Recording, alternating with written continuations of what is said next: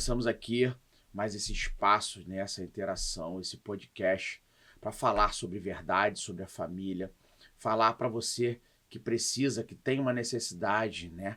Trazemos hoje aqui uma querida, uma amiga que Deus me deu, Mila Paixão, chefe de cozinha, Uhum. influencer, uma pessoa que para mim hoje, né, não vou tá dando spoiler logo no começo, mas é nossa embaixadora agora nessa luta, nessa causa em prol da criança e adolescente, pela família, pelas crianças, pelo Henri e para essas milhares de crianças que são vítimas diariamente no nosso país. Mila, obrigado pelo espaço, Nada, imagina. obrigado por ter vindo comparecer aqui, tá junto com a gente. A gente se conhece, né? Se conheceu há pouco tempo, mas Sim. parece que para mim já temos uma grande história. Para mim foi um prazer, assim, na verdade me sinto lisonjeada, porque a gente que trabalha com a internet, a gente está sempre buscando propósitos, né? E eu acredito que quando a gente ganha relevância, notoriedade, a gente precisa usar isso para uma causa justa. E até então eu nunca tinha apoiado ninguém, nunca tinha me envolvido com política, sabe? Sempre tentei me manter fora disso, mas tem sempre umas situações que a gente vê que precisa ir para frente, né? Que a gente precisa resolver. E pelas minhas questões pessoais, eu não tinha outra pessoa que eu pudesse querer mais apoiar e estar junto, assim. Então, o meu papel hoje é trazer esses holofotes que eu consegui ao longo desses 10 anos que eu estou na internet para a sua causa, que para mim, além de justa, é uma causa que precisa ser dita. Eu sei que assuntos desconfortáveis são ruins de ouvir, mas a gente precisa falar porque não dá para ignorar o que acontece no nosso país todo dia. Por mais desagradável que a gente ache, falar das dores publicamente, elas são necessárias, até para você ajudar a cicatrizar outras pessoas. E eu acho excepcional você ter ressignificado a sua dor. Primeiro, eu quero te agradecer pela coragem de estar aqui, Sim.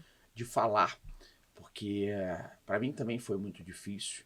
Só que eu entendi no momento que esse falar, de expressar e colocar para fora, ele é para mim benéfico, ele é para mim, ela é para minha vida, né? Eu, por exemplo, pratico o perdão diariamente, porque o perdão, ela é para mim, para continuar a minha vida. E nessa caminhada, quando eu vejo você que hoje, né, por todo esse teu trabalho, 10 anos de trabalho nas redes sociais, que é uma voz no nosso país hoje, uma influência na sua área, tem aí seus milhões de seguidores, teve a coragem de estar aqui falando sobre esse assunto, essa temática que é muitas vezes muito difícil de se falar. Sim. Muitas pessoas que eu conheci nessa caminhada resolveram não falar, ou se isolam, ou levam esses traumas para o decorrer da sua vida. Sim. Vi muitos, né, que chegam, pessoas que têm traumas da primeira infância, traumas da sua adolescência, e aí levam para sua vida, até para os seus relacionamentos, para a sua profissão, né? Mas eu quero te agradecer porque, e eu abro aqui aspas, eu lembro, eu também tenho uma rede social grande, né? Eu estava falando com você, falei com você antes, e a minha rede social eu comecei ela no dia que eu enterrei o Henri, né? Eu sabia que ali tinha uma coisa muito errada, que assassinaram meu filho, trago meu filho bem, sorrindo, meu filho feliz, meu filho que teve um dia maravilhoso naquele domingo, saudável, e me entregam meu filho num leito de hospital morto, né? O que aconteceu com meu filho? Então ali eu tinha que fazer justiça, eu queria fazer justiça, mas eu não sabia como. E comecei com o Instagram, comecei ali minha rede social, que cresceu muito, e eu lembro como se fosse hoje uma ex-namorada do Jair me procura logo ali que eu coloco essa rede social, quando eu abro o Instagram, Leniel Borel. E foi num dia que eu dobrei meu joelho, eu estava muito angustiado, falando com Deus, o que aconteceu com meu filho? Foi Jairo, foi Monique e Jairo, o que aconteceu? E eu peço a Deus que me dê uma resposta para não ser leviano ou acalmar meu coração. E naquele dia entra uma ex-namorada do Jairo no direct, né? E fala assim, Leniel, é você mesmo? E eu falo assim, sou eu mesmo. Aqui é a Natasha, sou uma ex-namorada do Jairo, lá daquela região de Bangu. E ela fala o seguinte, olha, se eu tivesse falado e tivesse denunciado esse monstro, teu filho estaria vivo há 6 anos atrás. ela já tinha uma passagem, já tinha uma coisa que ele tinha feito com a própria filha dela, muito parecido, não que levou à morte, mas que é de agressões da menina. Nossa. E ela sabia dessas agressões, que a menina revelou, que falou, e a menina não falava com ela, pra você ter noção. A filha, eles tinham um problema entre mãe e filha, Sim. de relacionamento, porque a filha se sentiu impotente, desprotegida pela mãe, Uhum.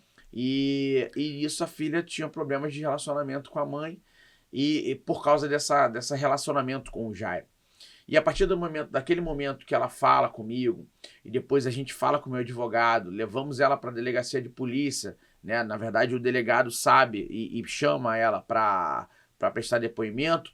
A partir do momento que ela começa a falar sobre o que aconteceu, isso para ela foi transformador para a vida dela, né? Hoje, a mãe e filha se amam muito, são amigas, tudo aquilo que passou, a partir do momento que ela denunciou, que ela falou sobre isso, foi libertador para a vida dela. Então, a nossa responsabilidade aqui é muito maior, porque a gente viveu, Sim. né? Você viveu esses teus traumas da infância, eu trago também meu trauma muito maior que eu vou levar pro resto da vida, da perda do meu filho assassinado por 2 monstros, e mostrar para o mundo que essa violência ela tá mais comum do que a gente imagina. Muito mais. É mais comum do que a gente imagina.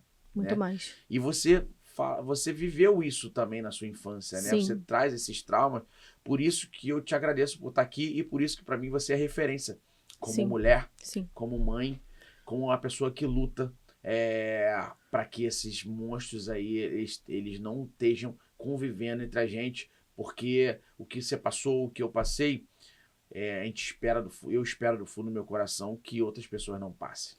Como você, eu tinha 2 opções, né? Eu até falei isso ontem na minha rede social, a gente sempre tem 2 opções. A gente se trancar no quarto, desistir da vida, chorar, lamentar, ou levantar e fazer alguma coisa. Então, assim, por um tempo, até por vergonha, porque a vítima, ela sempre sente vergonha, sabe? Ela acha que por algum motivo a culpa foi dela, que ela permitiu que aquilo acontecesse, enfim. Então, a gente, com a vergonha, acaba escalando, acaba guardando. É o que acaba acontecendo muito aqui no nosso país. As mulheres que passam por isso, elas pensam assim, bom, não vou falar porque as pessoas não vão compreender, eu vou ser julgada. E fica com vergonha, porque isso causa, além de causar para ela um desconforto, causa para as pessoas que estão ao redor, porque assim, as pessoas não gostam de falar sobre isso, não gostam de ouvir isso. Então, eu fiz igual você, assim, eu falei, bom, eu vou pegar o meu trauma e vou trazer de uma forma que eu consiga mostrar para as pessoas que sim, tem outra opção. Além de ficar deprimida para sempre, além de você ficar triste para sempre, você pode continuar a sua vida e usar isso de uma maneira positiva. Apesar de ser algo que não tem um ângulo positivo, tá, gente? Você consegue transformar em algo positivo para outra pessoa, porque o que aconteceu com a gente não vai ser apagado, não vai sumir, vai continuar, a gente vai carregar essa cicatriz pro resto da vida, mas a gente consegue impedir que aconteça com outras pessoas. E o que me admira em você é que eu, por exemplo, ainda não comecei a ouvir isso, mas eu acredito que eu vá ouvir em algum momento. Como você tem conseguido lidar com os questionamentos das pessoas que acham que você está querendo se promover em cima da sua dor? Pois é, esse é um dos medos que eu tinha, né? Umas preocupações, porque tô aqui lutando, sou um pai que luta 3 anos e meio por justiça pro meu filho. Nada, uma vírgula que eu fizesse para que impedisse, por exemplo, da condenação daqueles 2, eu nunca o fiz. Jairo e Monique ali estão aí hoje em júri popular, fruto muito da nossa luta, né? São 3 anos e meio lutando. Tudo que eu falei, lutei, me expus na TV, jornais, falando, né, do que aconteceu e lutando. Talvez seja uma das únicas pessoas lutando pelo meu filho, né? Para o promotor, é mais um caso. Para a juíza, é mais um caso. Daqui a pouco, quando terminar esse julgamento, eles vão continuar outros casos. O promotor do caso do meu filho, por exemplo, faz mais de 100 júris por ano. Sim. Agora, para mim, é minha vida. E sempre ali continuei lutando por justiça pelo meu filho, mas tão difícil quanto perder o Henri é a Unicef nos procurar. São 33 crianças assassinadas todo dia no nosso país. Nossa. São 33 Henri, 33 Isabela Nardoni, 33 Bernardo Boldrini, 33 menino Michael, e poderiam ficar aqui o dia inteiro falando dos icônicos e dos que ninguém fala. E aí eu olho assim e falo assim, Deus, o que eu tenho que fazer? O que a gente vai ter que fazer para diminuir esses números? O que eu possa fazer? Porque antes de mim, Leniel, né, a gente via, né, muito uma demonização assim do próprio pai, né? Por causa dos casos anteriores, o próprio Bernardo Boldrini foi o pai, o própria Isabela Nardoni foi o pai, e isso remetia a uma sociedade que o pai era o perverso, era o ruim. Sim. E eu demonstro para o mundo que mãe mata também. Ser humano mata, né? Ser humano, né? Tem pai bom, mas tem pai ruim. Sim. Tem mãe boa, mas tem mãe ruim. E a Monique tentou usar isso numa própria emissora de TV, uma das únicas que ela deu entrevista, na Record, pro Cabrini, ela fala, mas eu não conheço mãe que mata. E ele é desmascarado, que sim, mãe mata. E é bem comum também. Temos um Fantástico inteiro, né, na Globo, sobre mães narcisistas. Sim. Eu não entendia sobre narcisismo. Para mim, narcisismo era um negócio de Narciso, de primeira pessoa, de primeiro eu, de Lady Gerson, né? Primeiro eu, segundo eu. Mas eu não sabia que narcisista pode matar, por exemplo. Sim. Até o momento que eu convivo com uma narcisista. O narcisista, ele não perde. Eu ouvi muito isso na rua, né? E muito me perguntei também. Puxa, por que ela não deu o filho para você cuidar? Nunca. Monique nunca daria o Henri para eu cuidar. Porque o narcisista não perde. Verdade. Só quem conviveu com o narcisista sabe o que é trabalhar com o narcisista. Morar com o narcisista. Porque assim, o narcisista ele te bota para baixo. Ele te consome. Você nunca tá bonito, você nunca tá bem, você nunca... Não, porque o narcisismo tá sempre em primeiro lugar. Sim. Se você olhar as fotos minha com Monique, com o Henri, era sempre ela na primeira pessoa, né? E ali, como é que ela ia justificar para a família, para a sociedade, que o filho não queria mais morar com ela? Que não era uma mãe perfeita, Porque não era uma mãe perfeita. Sim. Então, esse é o narcisista, as pessoas... Só que hoje, eu sou engenheiro, né? Não sou psicólogo. Hoje eu entendo, depois do fruto de tudo que eu passei. Eu tenho me expondo, eu venho aqui falar, eu venho botar na minha cara, falando na TV, nos jornais, aqui em podcast, em todos os lugares, porque eu entendi que talvez se tivesse outro Leniel antes de mim, o meu filho estivesse aqui. Sim. Porque hoje as pessoas são mais preocupadas. As pessoas olham e falam assim, pode ser que seja um novo Henri. As pessoas estão mais preocupadas em quem estão botando em suas casas. Mães, pais que se vão deixar o filho ir para a casa do tio, da tia. Quem é essa pessoa? Quem é esse tio? Quem é essa tia? E Leniel, não querendo te interromper, mas eu penso assim, se você que viveu isso e que carrega essa dor e que tem um motivo, não levantar essa bandeira, quem vai levantar? Não tem. Eu até te pergunto, Mila, você conhece na política brasileira, não só no Rio de Janeiro, mas no Brasil inteiro hoje, alguém que esteja lutando pelas crianças? Claro que não. Eu também não conheço. Por isso que eu estou doando a minha vida para isso. Para mim, isso aqui, a política, ela é um meio, não é o fim. Na verdade, o que estamos lutando, essa causa, ela é muito maior do que a política. Muito maior. Ela envolve pessoas, famílias, mudar sistemas, mudar políticas públicas ou criar políticas que nem existem atualmente, né?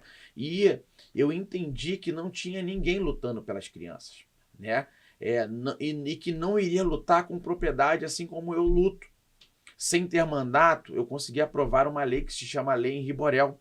Hoje a Lei Henri Borel está para a criança, assim como Maria da Penha está para as mulheres. Hoje a Lei Henri Borel talvez é um dos maiores mecanismos de proteção do Brasil em prol da criança. Né? Só que é uma lei nova, é uma lei que tem 2 anos. E a gente precisa regulamentar essa lei, por exemplo, nos municípios, nos estados. Hoje uma das minhas lutas é fazer com que a lei pegue, entre aspas. Nós somos um país que tem muita lei, mas não é só ter a lei, é fazer com que o judiciário aplique, que o juiz aplique, que o delegado aplique, que os conselheiros tutelares apliquem, que todos saibam que aquela realidade existe. E também trazer a parte preventiva. O que é essa parte preventiva? Trazer aí, fazer a capacitação de profissionais da saúde, educação, conselheiro, todos que estão ligados direto ou indiretamente com a criança ou adolescente.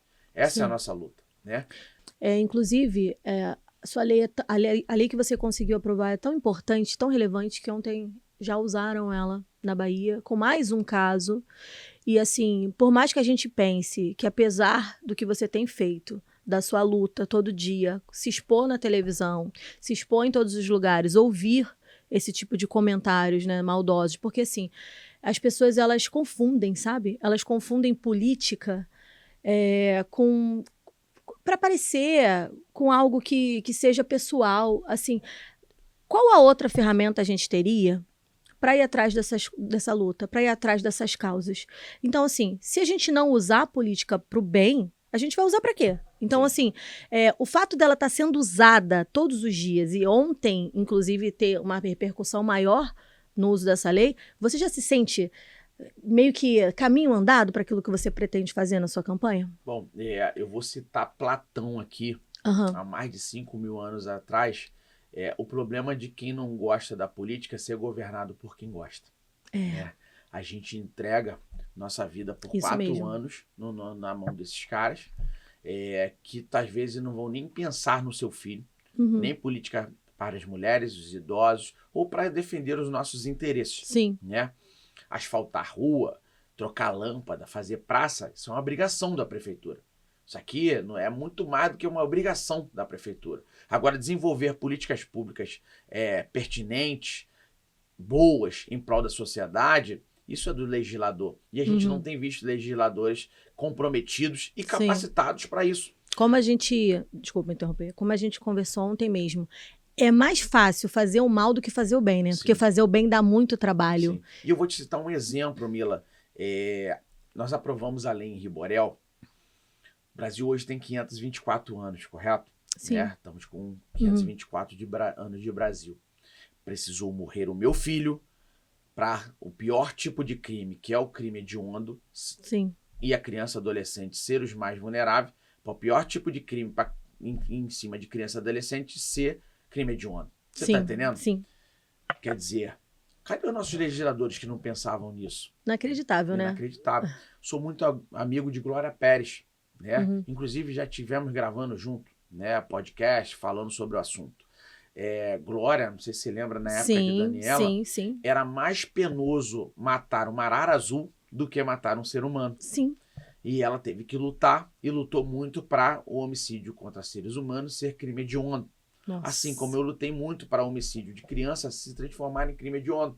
Você está entendendo? Mas se passou 524 anos. É só estou demonstrando aqui que os nossos legisladores não têm essa competência ou não pensam.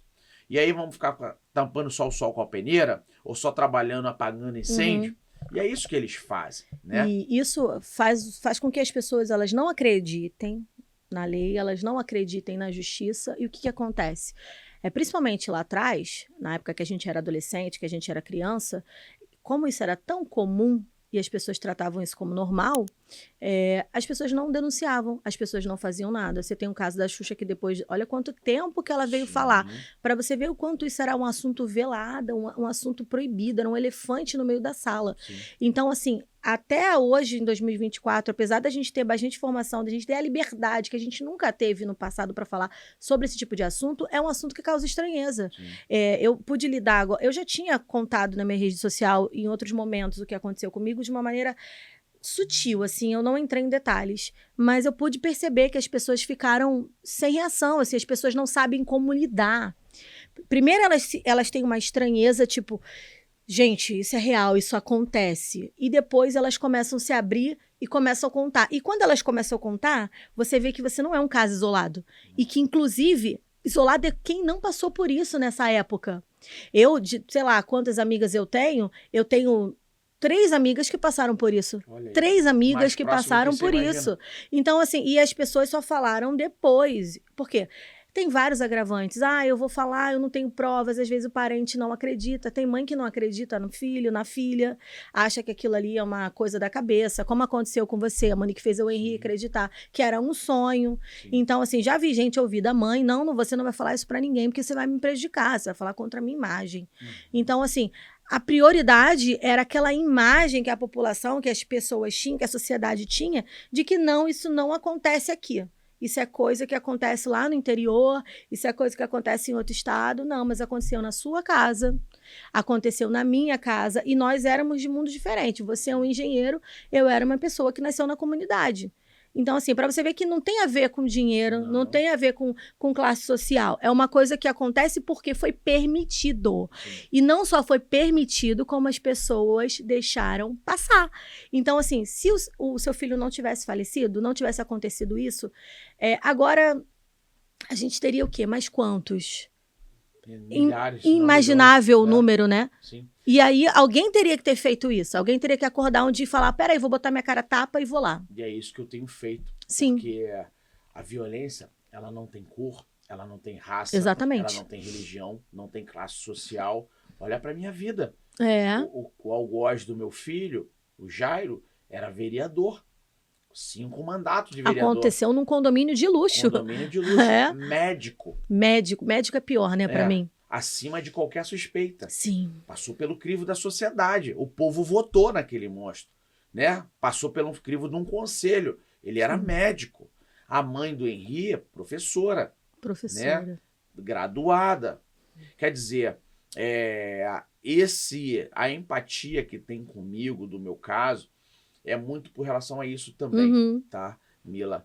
Poxa, as pessoas olharam assim e falaram assim, olha, se aconteceu num condomínio de luxo, na Barra da Tijuca, com um vereador, médico, classe social alta, com a mãe, professora, com o pai do Henri, eu, engenheiro, nesse tipo de ambiente familiar, se acontece, imagina na Baixada Fluminense. Estourou uma bolha. Uma bolha que todo mundo sabia, mas não tocava no assunto. Por uma questão de comodidade, né? Que é muito cômodo a gente fingir que nada tá acontecendo. Isso é importante falar.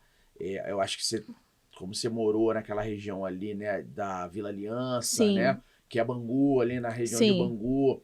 Você já deve ter ouvido falar do Jairim. Sim, né? E da família dele ali politicamente, né? Sim. Eu tenho andado também nessa região, né? Eu morei nessa região. E hoje a gente sabe, né, de muito mais coisa dali da influência política e das coisas terríveis que aquela família fazia, inclusive do Jairo fazia, né? Você chegou a ouvir sobre essas coisas?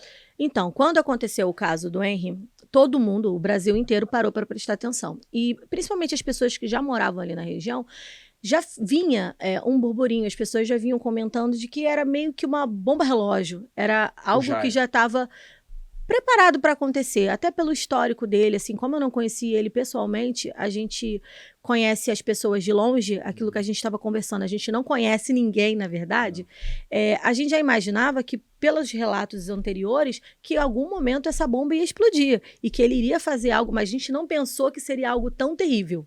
A gente até imaginou que ele ficaria nesse aspecto de agressor de mulheres, que a gente já sabe, hoje já foi provado que ele é também. Que tinha relatos, inclusive RO da própria ex-mulher, Ana Carolina, contra ele.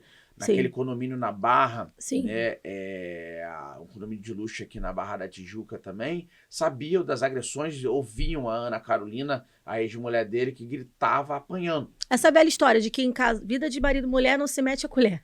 Gente, acabou isso, tá? Tem que acabar. Acabou, porque, por exemplo, se um vizinho seu tivesse ligado pra polícia, gente, já tinha resolvido o problema, sabe? Assim, só que o que acontece são dois problemas, né? São pessoas poderosas, em que ameaça todo mundo tem medo, ninguém quer meter a mão nessas coisas.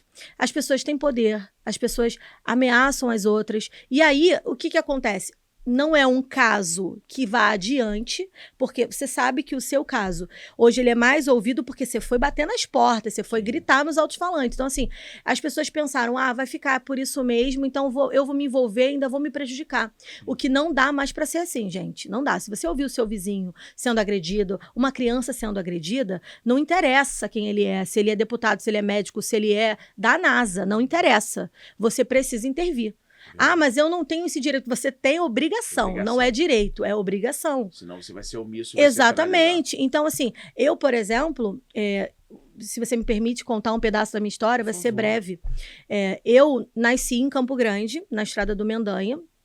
Na verdade, nasci em Bangu e fui morar lá criança. Minha mãe se casou, fomos morar lá, morei lá durante 12 anos. Nesse período que eu morava em Campo Grande, era um lugar que hoje Campo Grande é bem diferente, tá? Aumentou. Era tipo um interior, era tipo uma roça, assim. A gente não tinha acesso à informação como a gente tem hoje. Então, as pessoas confundem o abuso, a agressão, com o fato consumado, por exemplo, um abusador de criança, ele só é um abusador de criança quando ele chega às vias de fato? Não. Ele é um abusador quando ele começa, porque assim, ninguém começa, às vezes sim, né? Mas não começa-se do nada. É uma coisa que as pessoas vão testando ali, ó, devagarinho, vão um pouquinho, até ver onde dá. Então, assim, como minha mãe trabalhava e eu ficava sozinha, eu com 8 anos, essa pessoa que estava dentro da minha casa, ela simplesmente começou botando a minha mão no bolso. Gente, é horrível, mas eu vou falar, sabe por quê? Porque às vezes você tá em casa ouvindo isso e você não sabe que a sua filha tá passando por isso, que ela nem entendeu que é um abuso, tá? Ele botava bala no bolso e falava, pega a bala no meu bolso. E aí, quando eu enfiava a mão no bolso dele, ele tava com os órgãos dele excitado. Entendeu? Eu com 8 anos. E assim, eu lembro da sensação, eu não esqueci a sensação de não saber o que estava acontecendo, mas me sentir desconfortável. Eu tinha repúdio dele. Chegou um momento que eu não conseguia olhar para a cara dele. E aí, o que aconteceu dentro da minha casa? Eu comecei a odiar ele e eu comecei a trazer um conflito para minha família. Porque o tempo que eu odiava ele, a minha mãe não sabia o que fazer. Tipo, o que eu faço? O que está acontecendo? Por que minha filha odeia esse homem? Então, assim, e aí começou, e eu fui crescendo, e os abusos foram aumentando. Eu lembro, inclusive, Lenel, de nunca, lá em casa, era uma casa simples, sabe? Era de tijolo. E a gente não tinha porta no banheiro, era aquelas cortinas de plástico. Eu lembro de nunca na minha vida poder tomar um banho quando ele estava em casa. Porque todas as vezes que eu ia tomar um banho, que se ele estivesse em casa, ele dava um jeito de entrar no banheiro e dar uma desculpa. Ai, desculpa, eu não sabia que você estava aqui. Ai, eu vim fazer xixi. Ele, todas as vezes que eu estava em casa, que ele estava em casa, eu não podia tomar banho. E eu tinha uma amiga do lado da minha casa, a minha vizinha do lado mesmo, eu ia pra casa dela tomar banho. Eu ia pra casa dela fazer minhas refeições. A hora que minha mãe não estava em casa, eu não ficava em casa. Eu só ficava em casa quando minha mãe chegava.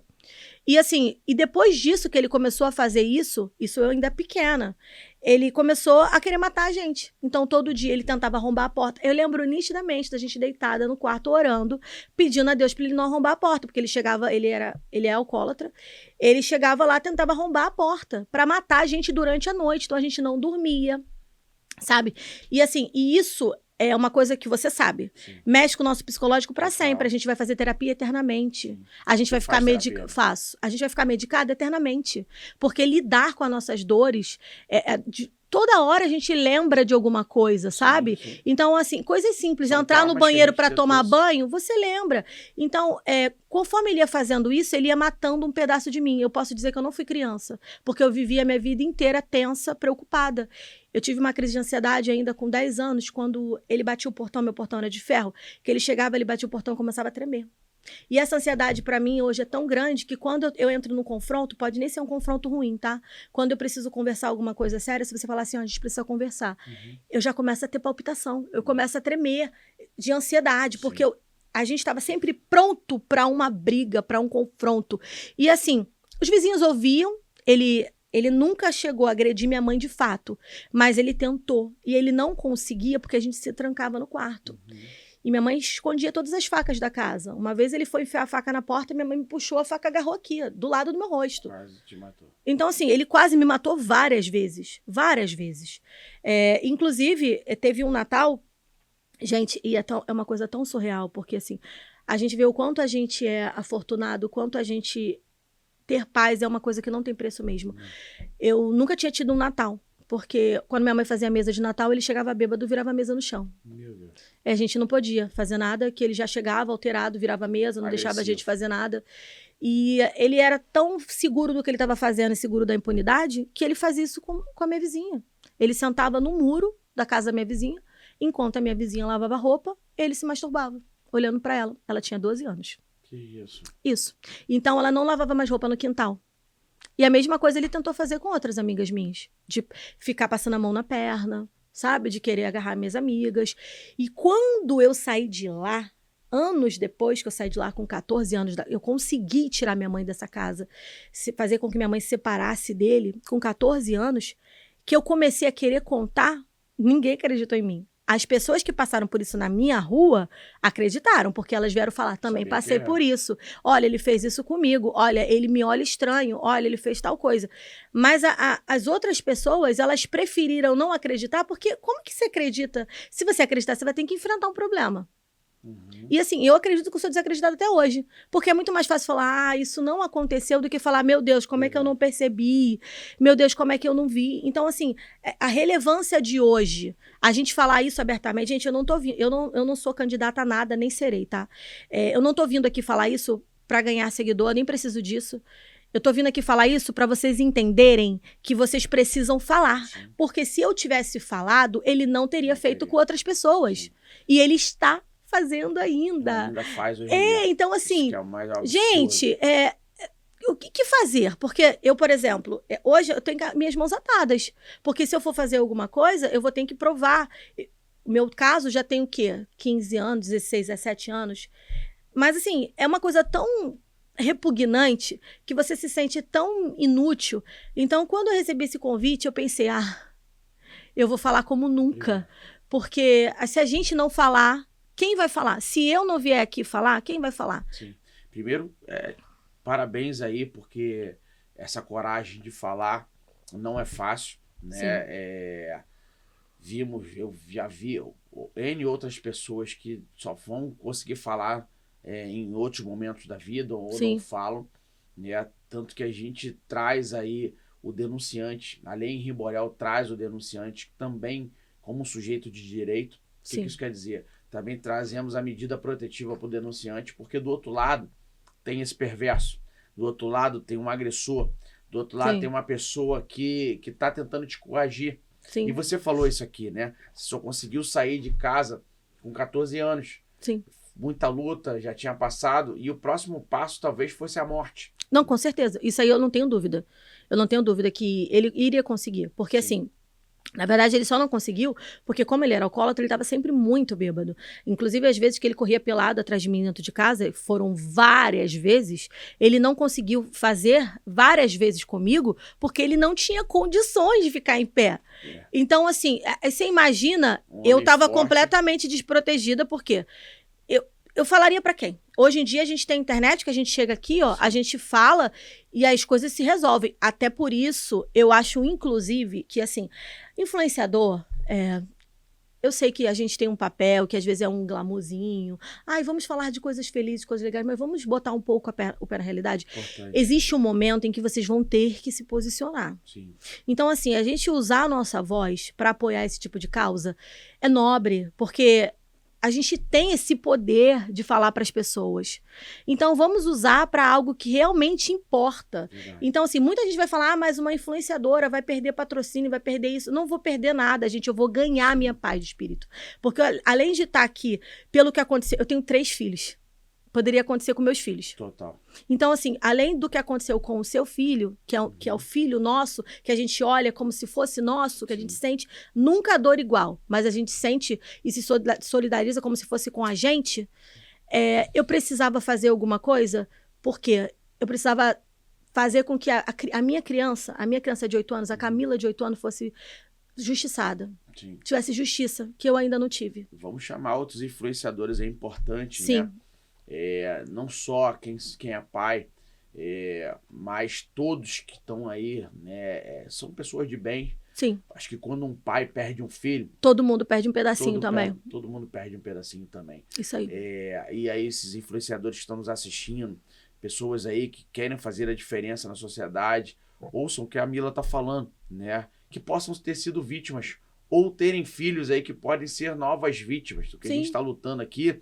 Hoje eu luto pelo meu filho e pelas essas milhares de crianças que são vítimas de violência. Sim. Né?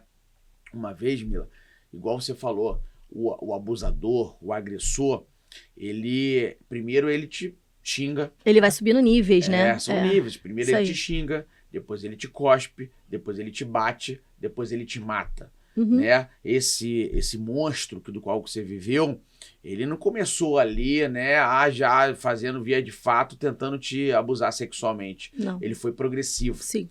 E a gente tem que acabar com esse mal na raiz. Começar antes. E através da denúncia. É através de falar sobre o assunto e incentivar as pessoas a denunciar. Tanto crianças quanto pais e mães, né? Uhum. E isso a gente traz, por isso que eu lutei muito para a aprovação da lei em Riborel, que está salvando vidas, né? Falamos aqui recentemente na Bahia. Diariamente, se eu abro o jornal, ligo a TV, tem uma criança sendo salva de alguma forma, ou esses monstros estão sendo penalizados através da Lei Henri Borel. Mas a gente precisa de mais espaço, de mais pessoas para que essa lei, entre aspas, pegue. Sim, e né? vocês não precisam se expor assim como eu, porque para eu vir aqui hoje falar isso, vocês podem ter certeza que eu já falei isso para todo mundo que me conhece, porque é tão importante. Quando eu comecei a assimilar, com 15 anos, o que tinha acontecido na minha vida, já era tarde demais. Eu já era uma pessoa completamente mudada. Eu não tive adolescência, eu não tive infância, isso influenciou minha vida, influencia até hoje, porque a gente acaba virando uma pessoa que não consegue confiar nas pessoas, Sim. A gente vive traumatizada e a gente se esconde, às vezes, através de um personagem, para que as pessoas não percebam o quão ferida a gente é e fiquem constrangidas. Assim, quando eu conto para meus amigos mais íntimos, para as pessoas que estão ao meu redor, eu vejo na cara deles, assim, a vontade que eles têm de, nossa, de dar um abraço, de, sabe, tipo, carinho, a pessoa empatia. não sabe o que fazer, porque é tão destruidor você saber que isso tá ali do lado, que isso tá ali perto, e que isso acontece com alguém que você ama e não fazia ideia, sabe? Até as pessoas da época de infância que conviviam comigo ficaram questionando, gente, como é que eu não percebi, se sente culpado? Sim. Eu imagino que você tenha tido essa culpa também. Sim. Gente, olha só, eu vou falar uma coisa pra vocês que eu acho que ele já falou em alguns programas, mas eu quero enfatizar aqui. Algumas pessoas questionam assim, né? Eu tenho uma filha adolescente, é muito complicado criar filhos, é dificílimo. E eu sei que vocês acham que a gente tem superpoderes, mas a gente não tem, tá? Nós somos seres humanos, como vocês. Você, com certeza, foi muito questionado o porquê de você não perceber que isso estava acontecendo. Uhum. E quando você me falou, gente, que em menos de 2 meses ele matou seu filho, eu fiquei chocada, porque as pessoas imaginam que isso estava acontecendo há muito tempo. Sim. Pode contar pra gente qual foi o tempo que isso aconteceu? Então, Mila, é justamente isso, né? Eu não casei para separar, né? Uhum. Primeiro ponto. Mas a gente briga conjugal, ou diferenças, algumas coisas, todo casal passa, né? E eu sempre tentando relevar ali no casamento para que a gente conseguisse, e principalmente quando o Henri nasceu, né? Quando foi concebido. Mas Monique chega no meio da pandemia, isso é importante a gente falar, né? Entre que a Monique pede a separação, que a separação foi dela, foi ela que pediu. Eu lembro como se fosse hoje. Tava numa mesa sentado, assim como a gente está sentado, e ela fala assim, ó, eu quero me separar. Eu falei, mas para que você quer separar? Não, vamos para a igreja, vamos lutar, vamos fazer a terapia de casal. Não, eu quero me separar porque eu quero a minha felicidade. Palavras de Monique. Eu falei assim, Monique, vamos fazer o seguinte, não pensa na tua felicidade nem na minha. Pensa na felicidade do teu filho, do Henri, dessa criança que está aqui. Não, eu quero a minha felicidade. A partir daquele momento eu não poderia fazer mais nada, correto? Ela queria a felicidade dela e ela pediu a separação e foi no meio da pandemia. Bom, do que ela pede a separação e meu filho falece, 6 meses apenas. Meu Deus. Do que ela vai morar naquele apartamento de horror com o Henri, com o Jairo, e o Henri falece, 1 mês e 20 dias. 1 mês e 20 dias. Foi tudo muito rápido. A violência, ela tem velocidade. Isso a gente fala. Por isso que eu lutei muito para a aprovação da Lei Henri Borel, para dar a medida protetiva de emergência para a criança.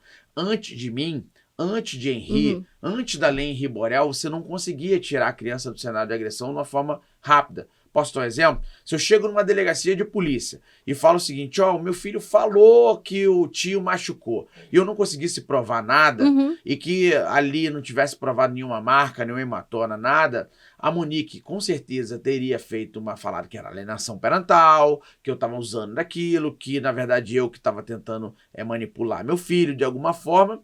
Eu teria perdido a guarda do Henri. É assim que funcionava. É assim que funcionava. Um juiz teria dado a guarda para ela emergencialmente, ali imediatamente, até por ser mãe, somente com a palavra dela. E eu tinha que ficar ali uns 7, 8 meses, essa era mais ou menos a média, até provar que aquilo não teria acontecido. É assim que funcionava na época, né?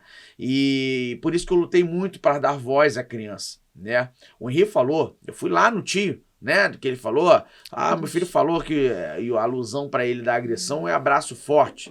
E eu pergunto, filho, abraço forte? Você falou para a mamãe? Falei para a mamãe, mas a mamãe falou que é sonho. Eu sonhei. Eu falei, sonho? Calma aí.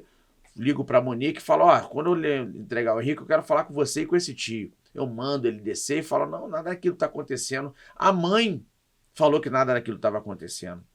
E tinha sido tudo muito rápido. Ali, menos de 6 meses da separação. O Henrique nem sabia da separação, na verdade. O Henrique ali estava... Os pais não estão morando na mesma casa. Sem entender, né? Não tem nem idade para assimilar. 4 anos de idade. Estava a cabeça em formação.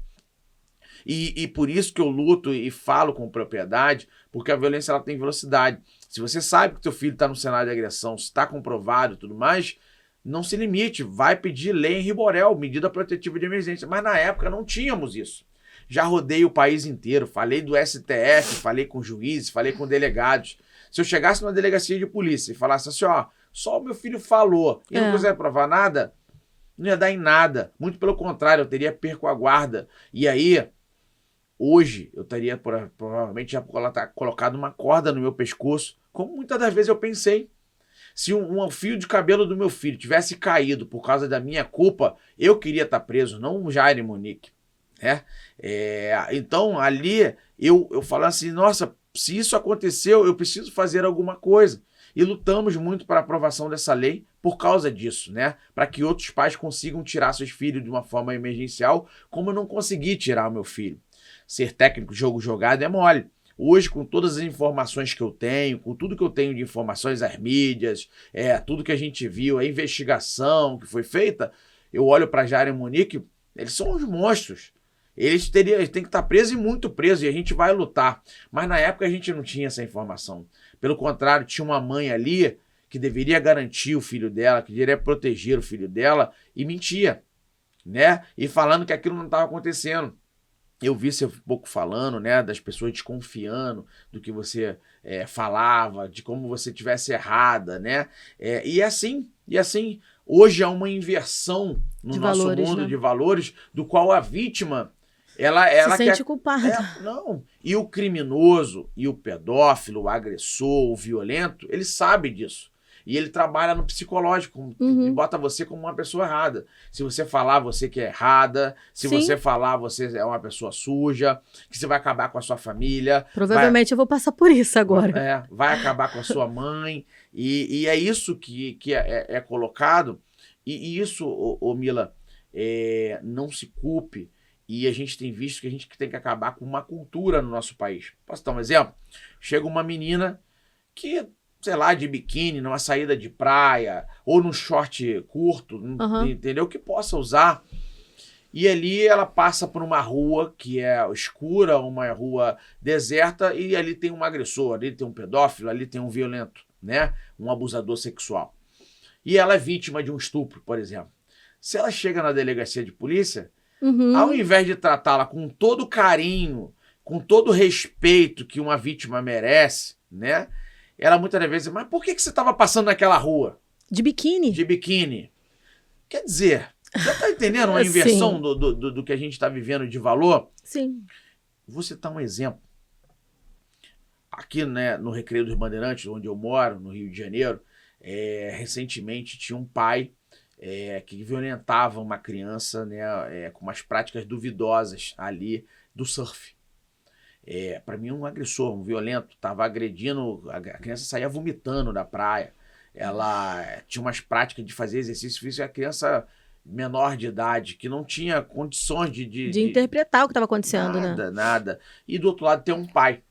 Só que ele achava que aquele menino seria um novo Gabriel Medina da vida, e essas práticas que ele fazia, um bombeiro aposentado. A gente denunciou esse caso, né? 6 meses, 7 meses se passou desde a denúncia. E ninguém fez nada. Ficou parado o processo na delegacia.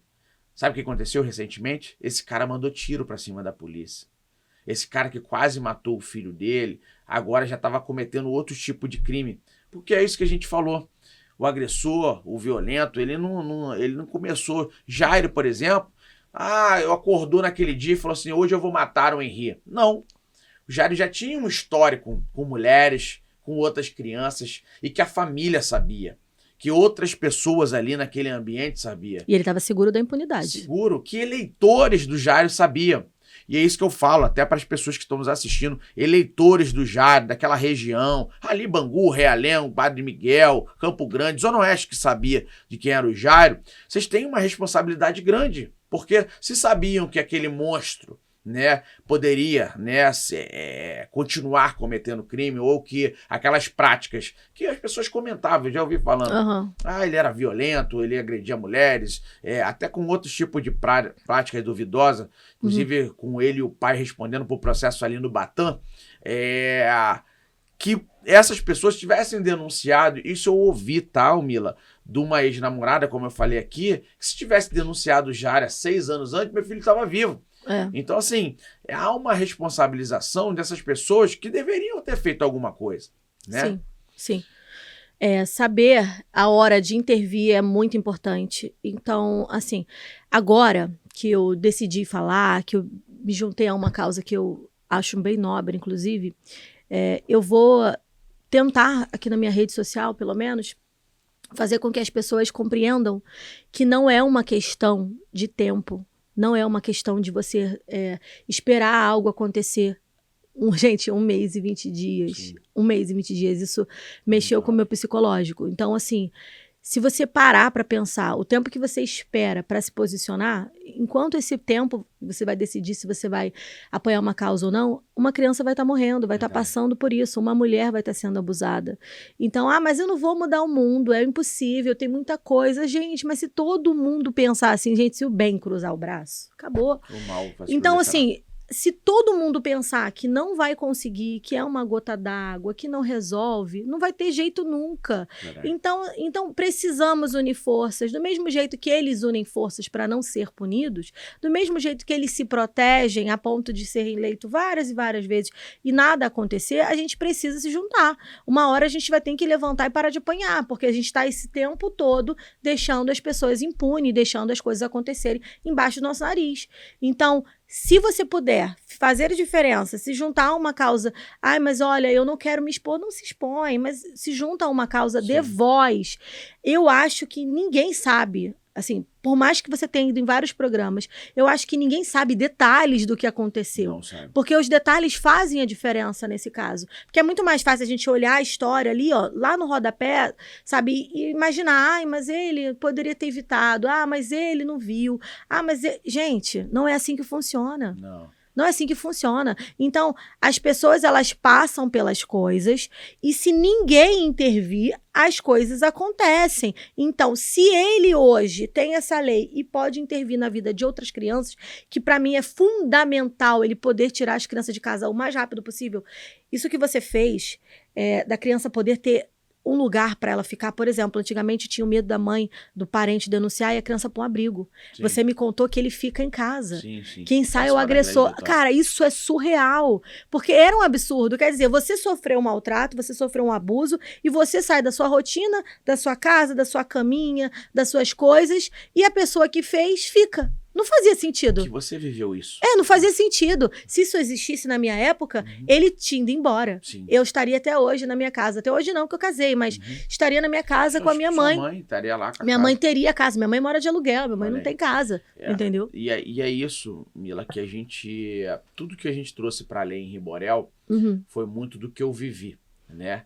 Por exemplo, eu consegui prender o Jairo e a Monique, né? Nós conseguimos prender os dois algozes ali, mas não conseguimos prender a babá e a avó, que foram omissas, que sabiam das agressões e nada fizeram. Só que hoje, a omissão, ela é crime. Sim. Leniel, 6 a 8 anos, é pouco, mas nós começamos algo que não existia no nosso país, né? Hoje, a gente pensou muito ali e antes era uma realidade. Vamos tirar aquelas crianças do cenário de agressão, vamos levar lá para um abrigo. Hoje não. Hoje quem tem que sair de casa é o agressor. Assim como Maria da Penha. Se a mulher é vítima de violência, o agressor tem que botar uma tornezeleira ou tem que dar um monitoramento, mas ele tem que ficar X quilômetros de distância. E como Maria da Penha também demorou esse tempo todo para essa lei viralizar, que é a palavra atual, né? Eu espero que a gente consiga promover isso com a lei do Henry, porque assim... Se as pessoas não souberem o que elas podem conseguir, os direitos dela, sabe? Não funciona. Não. Maria da Penha foi virar uma coisa mais polêmica, mais atual para cá. Então, assim, na época que eu era criança, Não tinha? Assim, poderia até ter, não sei quantos anos tem a lei. 18 anos. Aí, 18 anos, não tinha. Então, 18 anos, se tivesse e fosse popular como é agora, isso não teria acontecido. Minha mãe teria ficado na casa dela, Sim. teria dado tudo certo. Então, a importância da gente dar voz para essa lei, a importância da gente botar os holofotes nessa lei é justamente para acontecer como aconteceu com a Maria da Penha. Sim. A gente conseguir que as pessoas saibam como usar. Porque não adianta existir a lei e as pessoas não saberem como usar. Até nas delegacias precisam saber exatamente o que pode e o que não pode fazer com essa lei. Sim. E essa parte do agressor sair, assim, para mim, é uma das partes mais importantes. Uhum. Porque você não tira, né, a pessoa do ambiente dela, mais um trauma. Em casa. Uma das grandes vitórias da lei Henri Borel, e assim como Maria da Penha, é que hoje a criança tem que ficar em casa. Uhum. Se é o pai que é o agressor, o pai que tem que ficar X quilômetros de distância. Se é a mãe que tem que sair de casa. Se é o avô, a avó, esses que tem que sair. Não a criança. A criança tem que ficar em casa. Assim como a mulher, né? Hoje, né? E eu acho que eu queria te agradecer muito por causa disso. E por isso que você se torna a nossa embaixadora, né? De estar levando mulher, mãe. Você viveu tudo isso, né? E eu quero contar aqui essa história, né? Quero falar aqui para as pessoas que estão nos assistindo um pouco dessa sua história. Porque as pessoas olham nossas redes sociais. A minha é uma rede social de luta por justiça. Sim. Mas da maioria dos influencers que tem por aí, parece que tem uma vida maravilhosa. Perfeita, né? Vida perfeita. As pessoas não imaginam, né? Já acorda maquiada. É. Só acho que você já acorda maquiada, linda. Sim. Não é isso? Ninguém imagina. Ninguém imagina. E é importante você falar aqui pra gente sobre essa história que você já viveu. E a gente ilustra aqui eu posso destacar aqui com 2 outras mulheres empoderadas como você, que viveram situações semelhantes, mas só foram falar depois de anos. E isso mostra a dificuldade que é denunciar, que é a dificuldade de falar sobre o assunto. Xuxa, por exemplo. Xuxa só foi falar que foi vítima de violência sexual na infância com 60 e poucos anos. Depois de 60 e poucos anos, com alto poder de comunicação de Xuxa. E ela ficou mais ou menos umas 3 semanas falando sobre o assunto, tamanha da brutalidade que isso era para ela. É agressivo para você falar sobre isso. Muito. Né? É uma exposição muito grande, né? Muito. E, do outro lado, você tem um público, né, que muitas das vezes não entende sobre o assunto. Só quer falar das boas coisas, de acordar linda. As pessoas não querem sair das suas bolhas. Do mundo maravilhoso, né? E, em contrapartida, aqui no nosso Rio, por exemplo, aqui no Rio de Janeiro, se a gente não falar nada, são 9 mil casos de abuso sexual infantil registrados no último ano. 9 mil crianças que sofreram abuso sexual, isso foi registrado no Rio de Janeiro. A Unicef fala que 7 a cada 100 registra. Então, quer dizer, esse número é muito maior. Esse número, se a gente arredondar para ali mais ou menos 10%, é coisa de 90 mil casos de abuso sexual infantil. Hoje, a cada 1 hora, uma criança é vítima de violência sexual aqui no Rio de Janeiro. Sim. E quem está falando sobre isso? E quem é o influencer que está lutando com a gente? Quem é que está vindo nessa luta? Outro caso é o caso da nossa querida Ana Hickman. Uma mulher linda. Poderosa, rica. Mila, você pensou em algum momento da sua vida que aquela mulher era vítima de violência doméstica? Não. E assim, a gente vê que a pessoa não tem voz. Ela ficou com mais medo de contar e perder tudo. Olha que loucura. E perder a carreira, perder o status, perder as coisas. E ter a represária que tem, né? Que as pessoas ficam, nossa, mas escondeu por quê? Mas por que não contou antes? Sempre a culpa é da vítima, né?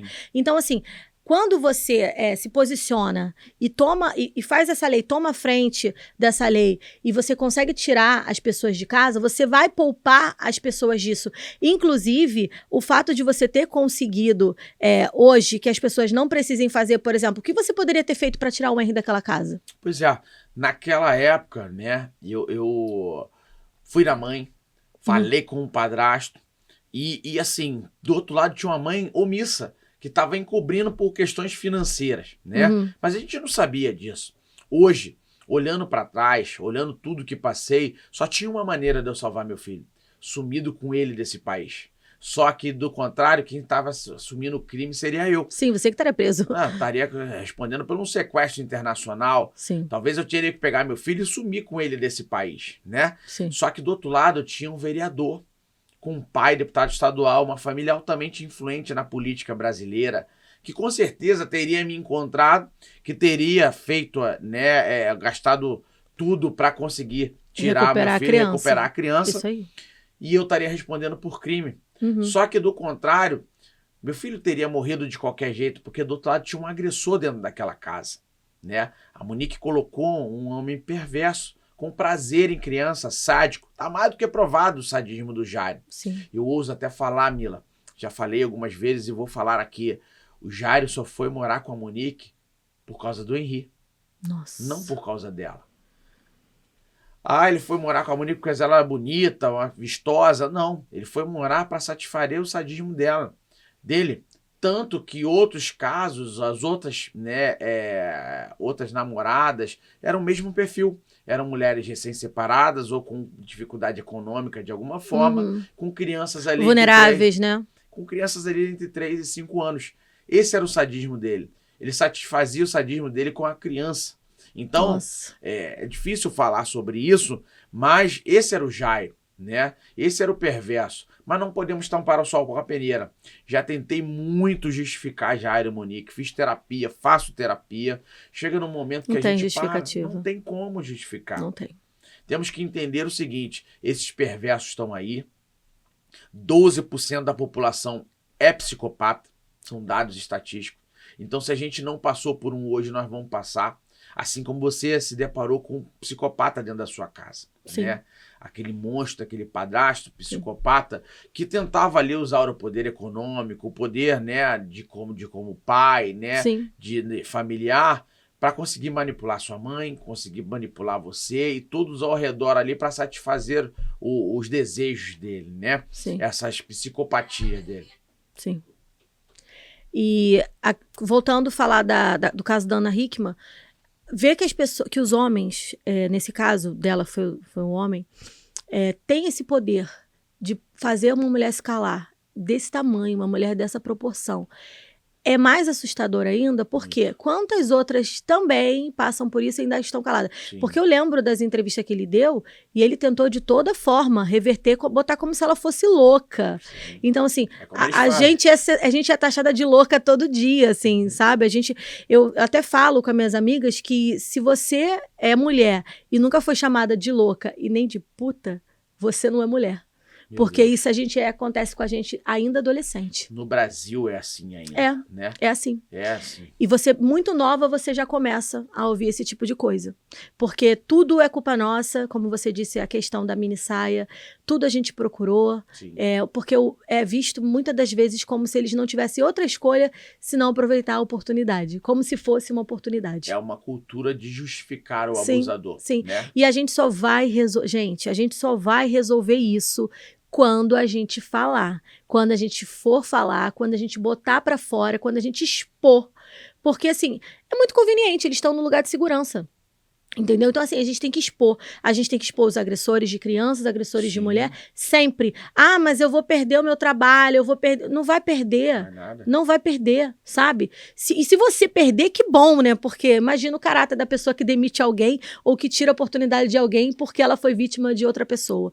Então, assim, eu preciso que as pessoas entendam que hoje, eu sei que eu sou a primeira influencer. Provavelmente eu não me lembro de outra pessoa ter feito isso antes, posso estar equivocada. Mas que eu me recorde, eu sou a primeira influencer a querer participar de um assunto tão pesado, de um assunto tão difícil, um assunto que as pessoas não querem falar. Mas eu não quero ser a última. Eu quero ser a primeira e eu quero que todo mundo venha se juntar, sabe? Se você for mãe, se você for mulher, assim, se você for ser humano, já tem um motivo para você querer participar. Porque se a gente não se juntar, como eu disse antes, não vai acontecer nada. Eles vão continuar impunes e vão continuar fazendo com a certeza de impunidade. Sim, e se calar, esses números só tendem a aumentar. Sim. Ontem foi o meu filho, amanhã pode ser o de quem está nos assistindo. Sim. Né? Ontem foi a Xuxa, ontem foi a Ana Hickman, o próximo pode ser você. Então, a gente precisa se unir como sociedade, como pessoas de bem, como o que não tem mais no direito, mas o homem comum, né? Que somos nós que pagamos nossos impostos, que trabalhamos, que não podemos nos igualar a esses perversos que estão por aí, né? Porque senão esses números só tendem a aumentar. 84% da violência, Mila, ela é praticada dentro dos lares brasileiros, né? Sim. É pai, mãe, tio, avô, padrasto, madrasta, todos que estão ali nesse ambiente familiar, né? Falam que a pandemia ia melhorar o mundo, muito pelo contrário. A pandemia piorou o mundo. Nós botamos agressores entre quatro paredes. Confinados. E as mulheres sem poder ir falar em algum lugar, as crianças sem poder ir às escolas, os shopping centers fecharam. Então, assim, a gente precisa dar voz a quem não tem voz. E acho que esse é o seu papel, né? Você, como uma influência, uma pessoa que tem um poder, alto poder de comunicação, as pessoas te ouvem, você tem uma rede social, ela é enorme, e assim, usar, não só para o seu trabalho, mas usar para fazer a diferença na sua sociedade. Sim. Assim como a gente tem tentado fazer e chamado outras pessoas, influências, pessoas de bem, pessoas compromissadas. Isso aqui, que o meu comercial, que o meu patrocinador, que isso vai ser ruim para minha imagem. Mas o que vocês estão deixando para a sua imagem? O que vocês estão deixando de legado para essa sociedade? A gente passa, Mila. Quem pode acrescentar mais um dia de vida? Pode ser que amanhã não esteja mais aqui falando sobre isso. Mas o que a gente está deixando aqui, está deixando para o mundo. Não, eu faço pela minha filha, faço pela minha filhada, faço pelas filhas das minhas amigas. E assim, é pouco. Sozinha é muito pouco, né? Mas alguém tem que começar de algum lugar, a gente tem que tomar partido das causas nobres. E quando a gente olha assim para o lado, a gente pensa... Olha, isso aí aconteceu porque foi uma coisa isolada, mas na nossa época, assim, de adolescência, eu vim, por exemplo, de uma família onde isso era tão comum, que eu já ouvi muitas mulheres da minha família falar, mas o meu pai batia na minha mãe, e meu marido me bate, isso é normal. Mas e a gente pensa, mas isso é dessa época, a gente em 2024 as pessoas não pensam assim. Sim, as pessoas pensam assim. As pessoas pensam que, meu marido me bateu porque eu tirei ele do sério, meu marido me deu um tapa porque ele é estourado, ele precisa de terapia, ele precisa tomar um remédio, ele tá passando por um problema, e minha mãe aguentou anos o meu pai fazendo igual. Gente, que loucura é essa? Mila, eu já saí daqui, fui para São Paulo discutir com uma juíza.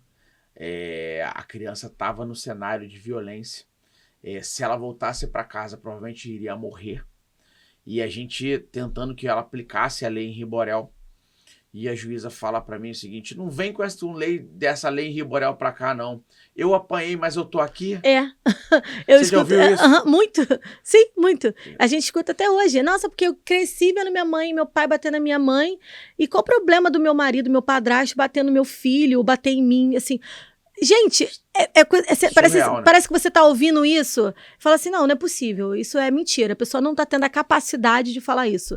Então, assim, acabar com esta mania de achar que é normal, não é normal. Não. Nunca foi normal. A diferença é que antes as pessoas não tinham poder para resolver. Hoje temos leis que protegem as pessoas, mas não vai ser normal nunca. Não é normal e precisamos, Mila, parar de romantizar o que está errado. Sim. Né? Por onde eu ando o Brasil inteiro, né? Quanto mais para o norte e nordeste eu ando, o discurso um pouco muda, né? Eu falo de uma forma diferente, porque, por exemplo, a história do boto rosa brasileiro, do folclore brasileiro, a história do boto é uma história de estupro do Brasil, romantizado nas novelas. Ali é um padrasto, ali é um tio, é um pai, um avô que molesta sexualmente a menina, ela é engravida, e é mais feio falar que é o pai, e é mais bonito falar que é o boto rosa. Essa é a história do nosso folclore brasileiro. Nossa. Romantizado em algumas novelas. Já passei em estado brasileiro, que se a menina não perder a virgindade com o pai, ela é tida como suja. Ela é colocada para fora. Ela é obrigada a perder a virgindade. Você acredita que em 2024 ainda temos isso no nosso país? Sim, recentemente a gente teve uma exposição de um lugar específico, né? Que as crianças eram vendidas com 6 anos, né? Que as pessoas pegavam as crianças com 6 anos e já botavam ela em práticas sexuais.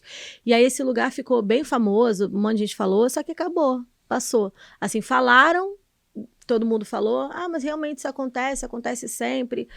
Mas acabou, as pessoas deixaram passar, ninguém fala mais. Eu tenho a impressão de que as pessoas, elas preferem realmente viver na fantasia, assim, sabe? Olha, o mundo já é tão ruim que eu não vou ficar... Eu já ouvi isso de pessoas, assim, olha, eu não vou falar sobre isso, porque esses assuntos me fazem mal. Não, agora o Eu não pessoal quero fala que saber não quer mais dessas nem ligar mais a coisas. televisão. Eu não quero saber dessas coisas. Isso me dá crise de ansiedade. Sim. É assim. Então, assim, se você ficar nessa de que eu não quero saber o que está acontecendo de errado, uma hora o errado vai te encontrar. Vai chegar. Ele vai te encontrar. E aí, quando acontecer na sua casa, você vai perceber. Não esperem, quem está nos assistindo, não espere o mal chegar na sua casa, bater a sua porta. Façam a diferença. E o que a gente está falamos muito aqui de abuso, falamos das nossas histórias, do assassinato de criança, e estamos falando de diversos tipos de crime que acontece e está muito próximo da gente aqui. Sim. Por exemplo, ontem eu fui numa igreja e um pastor que tem um trabalho social aqui no Rio de Janeiro me falou de uma realidade de algumas cracolândias aqui perto, até aqui, que ali a mulher ela está sendo paga ali para consumir sua droga e ter uma alimentação por 9 meses. Daqui a pouco tem uma enfermeira, tem alguém ali que vai lá e tira a criança e dá essa criança. Quer dizer, as crianças estão sendo vendidas na Cracolândia. Você sabia disso? Não. Não sabia. O Rio de Janeiro hoje somem 16 pessoas todo dia, do quais 50% são crianças. Estou ajudando uma mãezinha, a mãe do Edson da Vida, o menino sumiu aqui na Barra da Tijuca. Se você dá um Google hoje... Ninguém fala mais disso, né? Ninguém mais fala isso. Mas se você dá um Google hoje, desaparecimento de crianças de Rio de Janeiro, só tem o Edson Davi. E os outros que somem diariamente? Ninguém fala. Teve o Edson Davi porque nós, influencer, porque nós colocamos lá e ajudamos essa mãe. Por isso que seu papel é muito importante. Sim. Por isso o papel de outros influencers, outras pessoas. Porque o que a gente está gravando aqui, ninguém mais apaga. Sim. Vai ficar para o resto da vida. E é essa preocupação. E é por isso que lá em cima estão tentando nos calar, estão tentando acabar com um pouco do poder nosso de comunicação, porque a rede social nossa, uma vez que é falado, fica para a eternidade. Antes só se tinha na TV. Hoje, uma postagem minha e sua, se a gente vai subir daqui a pouco, o que a gente vai falar aqui, dá milhões de pessoas vendo. Sim. Não é isso? Talvez muito mais do que um próprio canal de TV aí no horário nacional. E se uma pessoa só dessa, que estiver passando por essa situação, sair por causa disso, já valeu a pena. Já, muito. Já mudou se a gente todo o salvar cenário. Uma criança isso aí. Todo dia, os números de 33 já são 32. Se eu conseguir salvar um, já valeu a pena. Sim. Então, isso que a gente tem feito. Ajudar outras famílias, ajudar outras crianças. Sim. E acho que o nosso papel é muito importante nessa caminhada. Ter um propósito que realmente faça valer a pena, sabe? Porque a vida ela é tão simples, mas as pessoas esquecem que o outro é parte da gente, que o outro é como a gente, amar o semelhante, cada dia tá mais difícil, sabe? Parece que é como se todo mundo vivesse suas vidas alienados e assim, a dor do outro não me dói, o que passa no outro é problema dele, eu não tenho nada a ver com isso. E esquece que não é assim, que nós todos somos seres humanos acima de tudo e somos iguais, assim. Se você perde a capacidade de sentir a empatia e a dor pelo outro, você tem que rever muita coisa. Tem algo muito errado acontecendo, sabe? Então, a gente começar a colocar a dor do outro na nossa frente, perceber, sentir, se aproximar, nos torna ainda mais seres humanos, sabe? Nos torna mais sensíveis. Porque quando você distancia, você fala que você não quer ver, que você não quer saber, você vai perdendo essa sensibilidade. E isso que eu vejo acontecer, assim. Eu vejo gente do bem, gente boa, gente que você vê que a pessoa é do bem, mas a pessoa fala, eu não gosto desses assuntos, eu não gosto de falar sobre isso, eu imagino que tal coisa está acontecendo nesse lugar, mas eu não vou me meter, porque eu não sei o que está acontecendo de fato, sabe? Então, assim, você tá perdendo mesmo a característica de ser humano, que é pegar o outro, assim, olhar para ele como um indivíduo igual a você, como semelhante. E que se está acontecendo com o outro, precisa doer em você, precisa te incomodar. Você precisa acordar todo dia e falar, olha, o que eu tô fazendo? Verdade. Tô cuidando só da minha vida e é só isso mesmo? Será que a gente veio pra cá, assim, pra ter uma vida única, só viver cuidando da gente e deixar todo o resto acontecer? Não podemos. Não tem como. Não tem como a gente viver assim, olhando pros lados e falar, isso é normal, isso é comum, não vou poder mudar isso acontece mesmo. Fazer o quê? Eu não posso fazer nada. Mila, gostaria muito que no caso do meu filho, por exemplo, o vizinho tivesse denunciado. Sim. A avó, Sim. Meu filho amava muito aquela avó. Se a babá tivesse falado assim, se fosse com meu filho, O que eu faria? Sim. Só isso, gente, não é difícil se colocar no lugar do outro, é só você se imaginar, é só isso, a prática é essa. Você pensa, tá, se fosse com meu filho, o que eu faria? O que você queria? O que você ia querer? Sabe o que eu faria? Eu ia pegar aquela criança, eu ia sair com ela pelo meio da rua gritando, ó, isso tá acontecendo isso, porque como é que vão me calar? Se todo mundo escutou, é uma coisa pública, não tem como abafar, porque às vezes você vai numa delegacia, acaba não acontecendo nada, mas se a rua inteira ouviu, como é que você vai apagar da memória de todo mundo que tá ali, que escutou? Então, se ela tivesse botado numa internet, ou tivesse exposto isso, contado pros vizinhos, para um porteiro... Tivesse falado pra mim sim, que sou pai. Sim, mas assim, de preferência, tivesse aberto a situação de uma maneira que tivessem muitas pessoas sabendo, sabe? Porque quando muita gente sabe, não tem o que fazer. É aquilo que a gente estava conversando. Quando a gente começa a martelar essas coisas na TV, na internet, no Instagram, em vários lugares, por mais que eles não queiram se posicionar, eles são obrigados. Sim. Porque, assim, é muita gente falando ao mesmo tempo. Sim. Não dá para calar todo mundo. Sim. Entendeu? Você consegue pegar uma pessoa sozinha e calar ela. Agora, um monte de gente junto é muito difícil. É um elo mais difícil de quebrar. Então, assim, se você pode fazer a diferença, mas não é mais um. Agora somos 3, então. Então, quanto mais pessoas forem, melhor. E isso é importante, sim, martelar sempre. Vocês não têm que não se meter em briga de marido e mulher, se mete a colher, sim. E quando você vê uma criança sofrendo agressão, você se mete, sim. E acabou. E você precisa fazer isso. E acabar com essa ideia de que não existe mais isso, gente. E o que a gente está falando aqui, Mila, já está lá na Constituição da República desde 88, lá no 227. Que, assim, proteger a criança é um dever de todos. De todos, mas parece que não, né? Parece que ninguém liga. Não, as pessoas e cada vez mais tentando tirar as responsabilidades, entendeu? Pais que tiram a responsabilidade de criar seus filhos, ou pessoas de denunciarem ali que estão próximas e falando, não, isso é responsabilidade da polícia, é do Estado. Não tem nada a ver com isso. Nada a ver. A gente precisa dar voz a quem não tem voz. Dar voz às crianças é um dos meus legados hoje, né? O meu filho falou, e eu... que é acabar com aquela história, é mimado. Não, se a criança falar, opa, sinal amarelo, quiçá vermelho. Sim. Precisamos olhar isso aí. Tem alguma coisa errada nesse sentido. Então, essa é a minha posição, né? Hoje eu tenho lutado para dar voz a outras crianças. Eu sempre falo eu tenho muitas amigas com filho, eu sempre falo para todas, assim, eu fiquei um pouco neurótica, tá, gente, depois do que aconteceu comigo, mas graças a Deus, eu prefiro errar para mais. É isso, parabéns. Eu falo para todas as minhas amigas a mesma coisa, olha só, se sua filha não gostar do vizinho, não gostar do seu tio, do avô, do pai, porque sempre tem aquela pessoa que a criança fala, eu não gosto, não obrigue o seu filho a beijar e abraçar ninguém, vai falar com o tio sim, vai beijar o tio sim, mas ele não... Primeiro, se a criança não quer proximidade, não importa a idade, tem 1 ano e ela tem um ranço, ela não gosta de uma pessoa específica na sua família, não importa o grau de parentesco dessa pessoa, sabe? Ela não quer ir, não quer beijar, não quer abraçar, não força, investiga, porque existe essa cultura, vai dar um beijo no seu avô, vai abraçar seu tio sim, por que você não quer ficar com seu tio? Gente, não força, a criança falou, não gosto, investiga. Gente, mas é meu irmão. E daí?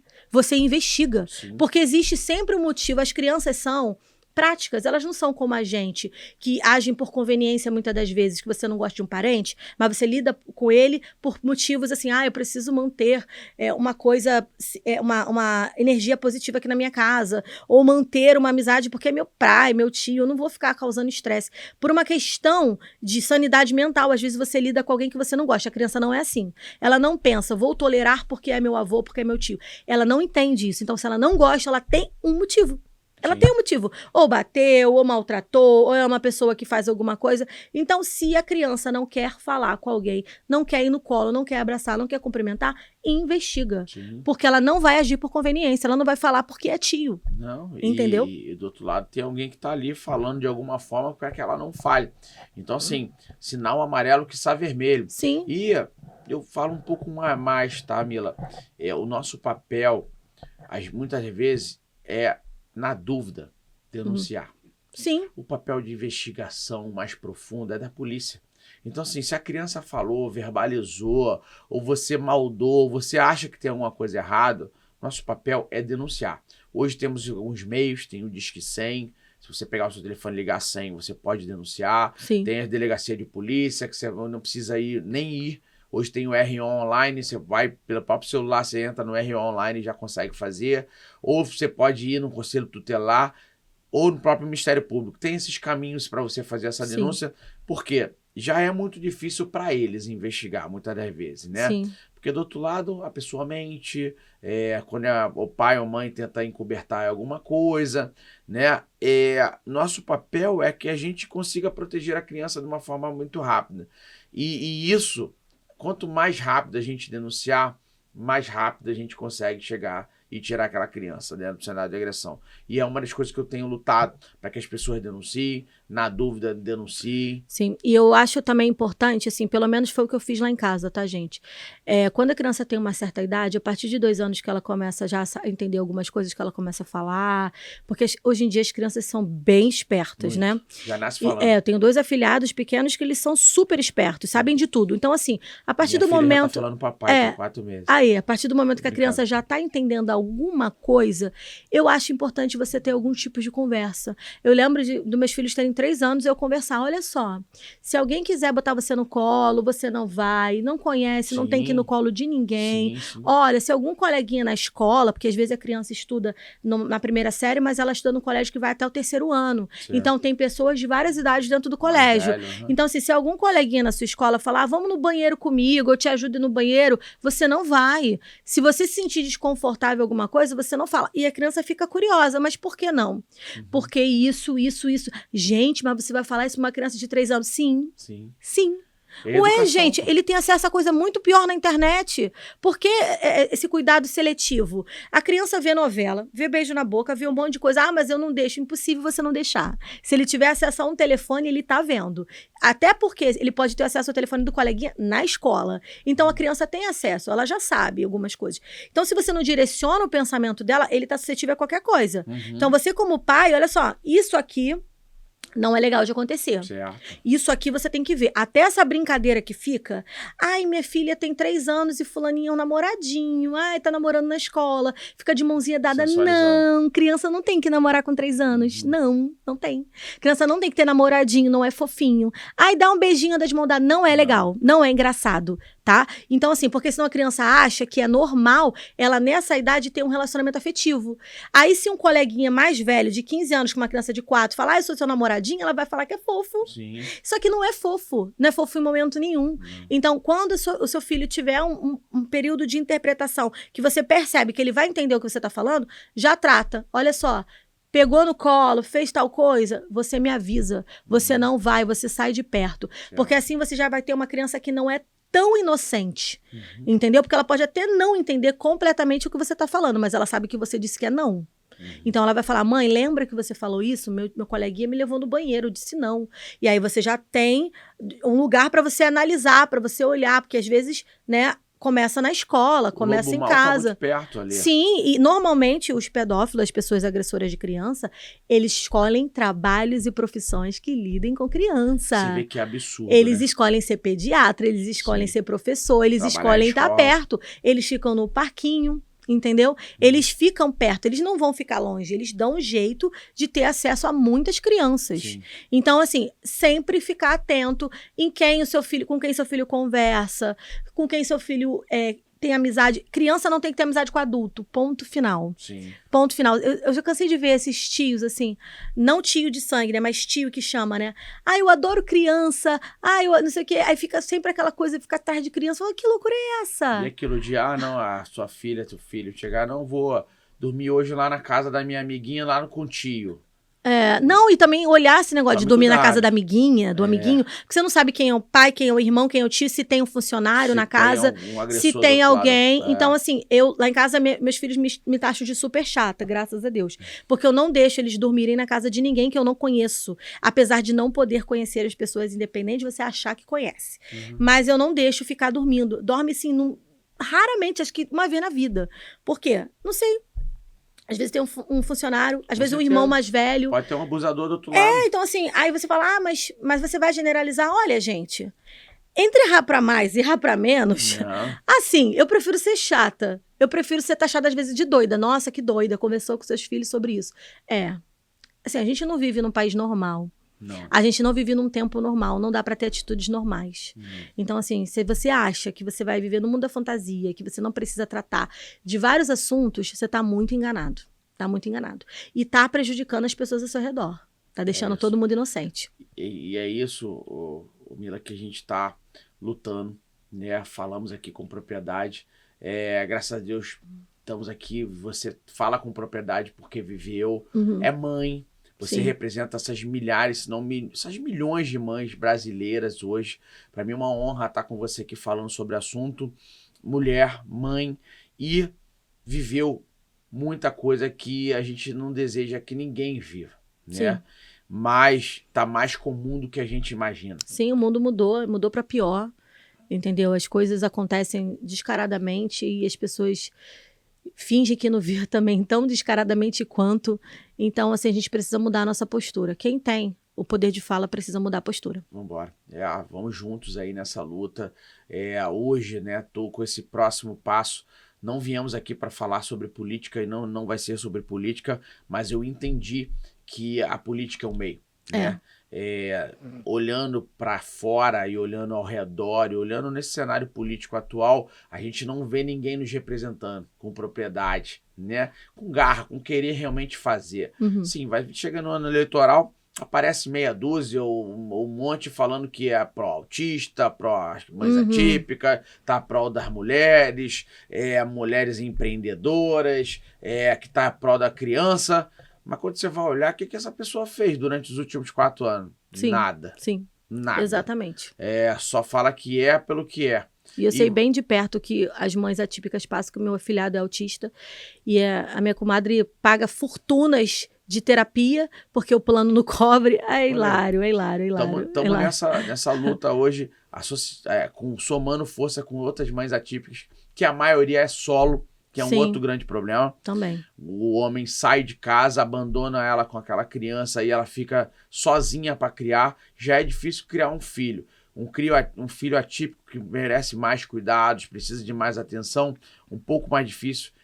Se a gente fala que a criança e o adolescente são os mais vulneráveis, os atípicos são mais ainda porque não verbalizam. Tem que preparar a escola também para receber essas crianças, para As escolas entender. não estão ficando preparadas, não tem profissionais capacitados. É lei ter profissionais capacitados para atender, mas a maioria da escola não tem. E por não ter, então vemos um monte de escola que não está recebendo. Você está falando do plano de saúde, mas nós estamos vendo aqui relato de mães que tentam colocar, e tem poder econômico para colocar o filho numa escola, mas a escola não recebe e tenta dar uma justificativa para A mais B, mas a gente sabe que é porque acontece muito mesmo. Né? E aí? Vai botar o filho aonde? Com não estuda. Deixa? Não estuda. E aí a mãe, hoje no Rio de Janeiro, não temos um estudo integral de referência. Você precisa trabalhar e seu marido também precisa deixar teu filho numa escola boa, e a gente não vê escolas integrais aí, principalmente públicas, né, que deveria ter. Os CIEPs não funcionam mais, há diversas escolas que já funcionaram ou que deveriam funcionar no ensino integral não funcionam mais, e os pais estão fazendo o quê? Ou deixam a criança solta. Que aí fica vulnerável a qualquer coisa. O perverso entende. Você falou isso aqui, né, o criminoso, o pedófilo, o agressor, o abusador sexual. Posso falar outros nomes, porque às vezes as pessoas não querem que a gente fale pedófilo, que pedófilo que tem alguma síndrome ou é alguma coisa medicamentosa, não, desculpa, uma coisa mental. De saúde mental. Não, então vamos ao abusador sexual. Aqui no Brasil, o abusador sexual, o pedófilo, tá no carnaval. Tá no verão aqui brasileiro. Porque ele sabe solto, da facilidade que é. O Brasil é uma rota de tráfico de criança. Um dos maiores do mundo. De abuso sexual. Você me falou isso, não lembra? Isso, você me falou, porque as pessoas conhecem o Brasil aqui, pelo menos, tem muito traficante, tem muita droga, tem muita coisa ruim, tem favela, tem bandido, mas a gente é conhecido mundialmente pelo tráfico infantil sexual. Nós somos o país que mais dá criança para o mundo todo para tráfico sexual. E isso é surreal. E quando eu converso com as pessoas aqui, você sabia? Não. As pessoas não sabiam. E as pessoas pensam assim, minha filha, ninguém vai pegar minha filha, vai sequestrar minha filha. Mas é aqui que fazem isso. A gente exporta criança para o mundo todo. Sabia disso? Inclusive, recentemente, né, postei com a Thaís Vasconcelos, ela falou sobre isso, de crianças sumindo muito próximo, né, nas escolas, que foi algumas escolas circulando aqui no Rio de Janeiro, falando sobre esse assunto, que é um assunto que eu e você provavelmente falamos desde pequeno. Quem nunca falou sobre o velho do saco, por exemplo? Sim.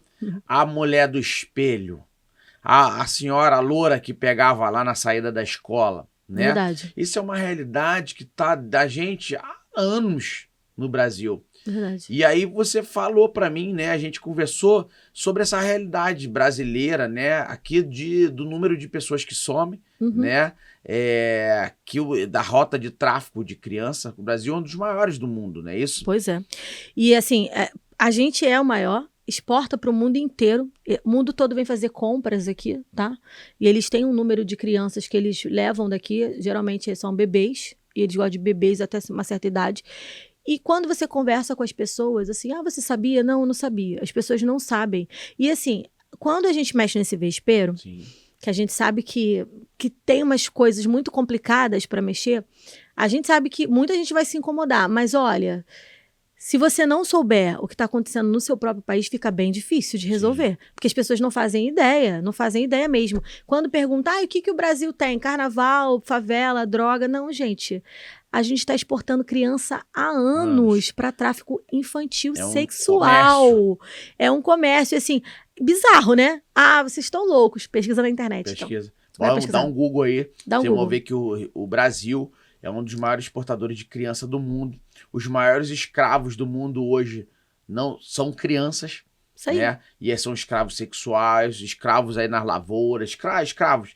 Crianças têm um comércio enorme de criança e ninguém falando sobre isso. Sim. E talvez a gente está se levantando como uma das únicas vozes e a gente precisa de outras pessoas compromissadas, influência, digital influência, pessoas aí que estejam aí querendo, que são pais, né, que já foram crianças um dia, que estejam somando com a gente aí nessa luta. Não é isso? Aí. Vambora. Obrigado, Mila. Foi um prazer. Obrigado pelo seu apoio, né, nessa luta. Quero finalizar aqui. Tive com a Evelyn Regli falando sobre o assunto recentemente. Falei aqui da Thaís Vasconcelos. Quero chamar outras, né, que possam nos ajudar para que a gente possa estar nas próximas semanas aí, talvez juntos aí, numa empreitada, falando e dando voz aí para quem não tem voz, porque a gente precisa, como influência, pessoas que tivemos voz aí no cenário brasileiro, que temos voz para que a gente consiga diminuir esses números de violência, esse número de pedofilia, esse número de agressão, de abuso e de alguma maneira desenvolver políticas públicas em prol daqueles que precisam. Isso mesmo, vamos fazer alguma coisa. É isso. Obrigado. Aí esse espaço aqui maravilhoso com a nossa querida Mila. Foi um prazer. Prazer enorme, obrigado. Eu que agradeço. Vou estar aí compartilhando. Não vou dar muito spoiler, mas obrigado aí a todos que estão participando com a gente. E comentem, curtam, compartilhem. Isso é importante. O mais importante, tão importante com o que a gente está falando aqui, é você fazer que essa informação chegue em mais e mais pessoas. Ao máximo de pessoas possíveis. Esse é importante, esse é o nosso papel aqui. A gente está doando a nossa vida, a nossa imagem, a nossa família, o nosso tempo em prol de ajudar outras pessoas. Mas sozinho, eu e a Mila somos um só, somos dois aqui agora. A gente precisa de pessoas, então faça essa informação chegar em mais pessoas. Compartilhe, comente. Esse é o nosso papel. Obrigado, Mila. Nada. Obrigada a você. Obrigado. Até a próxima. Até a próxima.